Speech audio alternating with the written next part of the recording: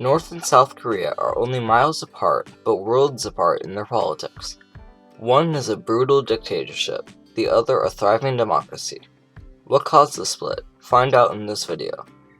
The Korean Peninsula is a peninsula in East Asia that is bordered by China and Russia. For most of history, the Korean Peninsula was united under many different dynasties and empires. Some of these civilizations include Goseojin, the Goryeo dynasty, the Joseon dynasty, and the Korean Empire.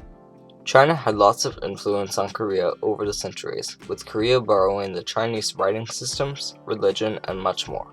In 1910, the Empire of Japan started to expand and formally annexed the Korean Peninsula.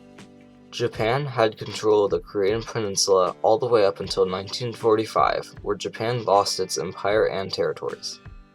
There were two allied powers that were interested in Korea, which were the Soviet Union and the United States. They held a meeting to decide how to divide the Korean Peninsula between them. They ended up dividing Korea by the 38th parallel. The Soviet Union then established a communist government in the north, and the United States established a democratic government in the south. It's important to note at this time that there was a Cold War between the United States and their allies and the Soviet Union and their allies. This was mainly due to the conflict of capitalism versus communism. Before 1949, both the Soviet Union and the United States left Korea as North and South Korea gained independence.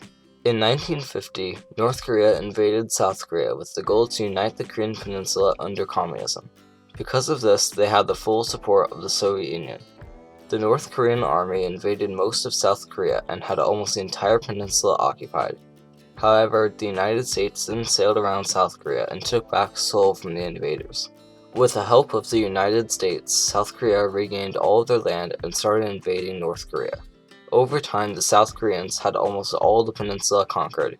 Then China stepped in to support the North Koreans, and the border got pushed back to where it started.